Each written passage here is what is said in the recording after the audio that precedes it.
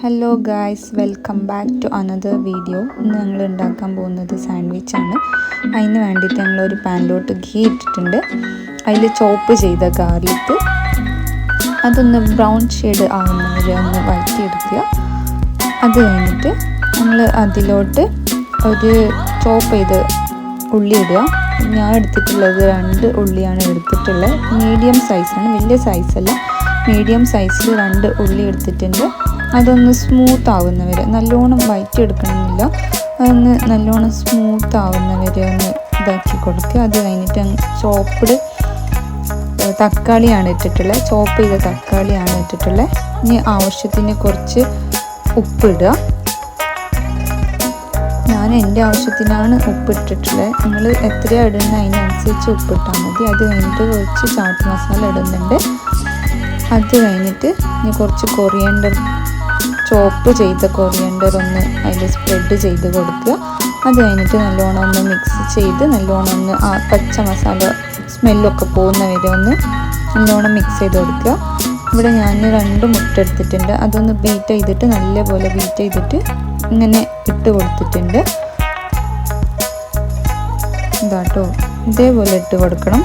അതിലോട്ട് ഇനി ഞാൻ ബ്രെഡിൻ്റെ സ്ലൈസ് ഇടാൻ പോവുകയാണ്. ഇത് ബ്രെഡ് സ്ലൈസ് അങ്ങനെ സ്പ്രെഡ് ചെയ്ത് വെച്ച് കൊടുത്താൽ മതി. എൻ്റെ പാൻ ചെറുതാണ്, മൈൻഡ് ആക്കണ്ട. അപ്പോൾ ഇതേപോലെ ഇതൊന്ന് ആയി കഴിഞ്ഞിട്ട് ഞാൻ എടുത്തിട്ടുണ്ട്. ഇനി ഇങ്ങനെ സ്ലൈസാക്കി കട്ട് ചെയ്ത് കൊടുക്കുക. സ്ലൈസിന് അനുസരിച്ച് ഇങ്ങനെ കട്ട് ചെയ്ത് കൊടുക്കുക. എന്നിട്ട് ഒരു പാനിലോട്ട് ഗീ ഇട്ടിട്ട് ആ ഗീ ഒന്ന് ചൂടായി കഴിഞ്ഞിട്ട് ആ കട്ട് ചെയ്ത സ്ലൈസ് ഉണ്ടല്ലോ അതിങ്ങനെ വെച്ച് കൊടുക്കുക. അത് വെച്ച് കഴിഞ്ഞിട്ട് അതിൻ്റെ മേലെ ഞങ്ങൾ ചീസിൻ്റെ സ്ലൈസ് ഉണ്ടല്ലോ, ഓരോ സ്ലൈസ് വെച്ച് കൊടുക്കുക. അതിൻ്റെ മേലെ ആ സ്ലൈസ് വെച്ച് കൊടുത്തിട്ട് ഞങ്ങൾ അതിൻ്റെ മേലെ പിന്നെ ബ്രെഡ് വെച്ച് കൊടുക്കുക. ഇതേപോലെ ബ്രെഡ് വെച്ച് കൊടുത്തിട്ട് ഞങ്ങൾ കുറച്ച് നേരം അടിച്ച് വെച്ചിട്ട് വേവിക്കുക. അത് കഴിഞ്ഞിട്ട് ഇങ്ങനെ തിരിച്ചിട്ടിട്ട് അത് നല്ലപോലെ അടിച്ച് വെച്ചിട്ട് പിന്നെയും വേവിക്കുക. പിന്നെ അതേപോലെ പിന്നെയും ചൂടാക്കിയിട്ട് എൻ്റെ അടുത്ത് ബാക്കി ഉണ്ടായിരുന്നു, അപ്പോൾ ഞാൻ ഒന്നും കൂടി വെച്ച് കാണിക്കുന്നതാണ്. അങ്ങനെ വെച്ച് കൊടുത്തിട്ട് അടിച്ച് വെച്ചിട്ട് ബ്രെഡ് സ്ലൈസ് വെച്ചിട്ട് അടിച്ച് വെച്ചിട്ട് കുറച്ചും കൂടി വേവിക്കുക.